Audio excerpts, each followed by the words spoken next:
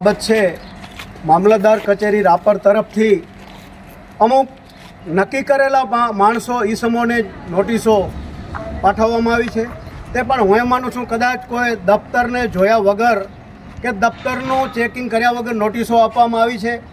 તો આવી રીતે ખરેખર વંચિત સમાજ, નાનો સમાજને નજર સમક્ષ રાખી અને નોટિસો આપવામાં આવી છે એ યોગ્ય નથી.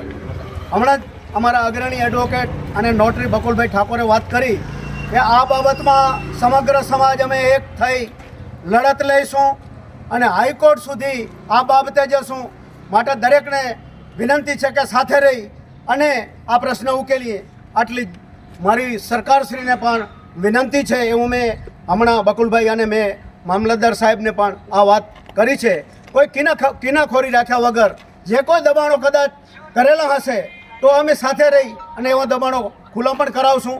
અને કોઈ પણ સાચી મિલકત પોતાની મિલકત હોય આવી મિલકતોને ગરીબ માણસોને આવી મિલકતોથી વંચિત ન રહેવું પડે એટલી પણ હું વિનંતી કરું છું અને તકેદારી રાખવા દરેકને વિનંતી કરું છું. આજરોજ રાપર મામલતદાર કચેરી મધ્યે સમસ્ત કોળી સમાજના આગેવાનો દ્વારા જે એક નોટિસ પાઠવવામાં આવી હતી રામજીભાઈ પીરાણાની જે દુકાનો તોડી પાડવા માટે, એટલે એને અમે સખત રીતે વખોડીએ છીએ. કારણ કે દબાણો અનેક છે, રાપરની અંદર દબાણો ઓછા નથી. આમનો તો ખરેખર કાયદેસર છે અને વેચાણ દસ્તાવેજ તરીકે ખરીદ કરેલ જમીન છે. પરંતુ આ સિવાય પણ કેટલાક લોકોની જે જમીને જે પ્લોટો છે જેના ઉપર કાયદેસરના દબાણ થયેલા છે એ દબાણ તોડવામાં નથી આવતા.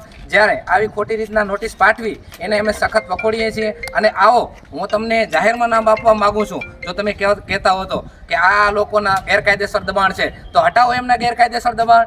આ કાયદેસરની જે પોતાની માલિકીની મિલકત છે એના ઉપર જે દબાણ કરવાની વાત કરી છે તે તદ્દન ખોટી છે. અને અમે સૌ સાથે મળી, સૌ આગેવાનો અને સૌ યુવાન મિત્રો સાથે મળી અને આના માટે પૂરેપૂરી લડત આપીશું. અને આના માટે જે પણ કાર્યવાહી કરવાની થાય તે અમે સાથે રહીને કરીશું. રાપર મામલતદાર મધ્યે કોળી ઠાકોર સમાજના ભાઈઓ અને બહેનો આજે એકત્રિત થયા છે. ત્યારે આજે રામજીભાઈ પીરાણા ઉપર અગાઉ જે બનાવ બન્યો એના પાછળનો જે 21 તારીખની નોટિસ આપવામાં આવી કે બાંધકામ તોડી નાખવામાં આવે, ખરેખર ટૂંક સમયમાં આપેલ નોટિસ છે. આ નોટિસ અમે કોળી ઠાકોર સમાજ વખોડીએ છીએ. આ ખોટી રીતે એક નોટિસ, કારણ કે ટૂંક સમયમાં આપી છે અને એક ખોટી રીતે નોટિસ છે. કારણ કે તમે જુઓ ઉપરથી કાંઈ પણ ટાર્ગેટ આવે છે, ઉપરથી સરકારમાં ટાર્ગેટ આવે છે કે કોઈ પણ દબાણ દૂર કરો તો સીધો અમારા કોળી ઠાકોર સમાજને ટાર્ગેટ કરે છે. દબાણ તો ઘણા રાપરમાં ઘણા બધા દબાણ છે, તો એને કેમ તંત્ર નથી ત્યાં દબાણ કટાવતો? તમે પોલીસ તંત્ર જુઓ, હમણાં આપણે અઠવાડિયામાં છાપામાં લિસ્ટ છે ઉપરથી કોણ કોણ ગુનાખોરી છે. તો આપણા કોળી સમાજના ઠાકોરના ભાઈઓ બધા આવી ગયા છે 6-7.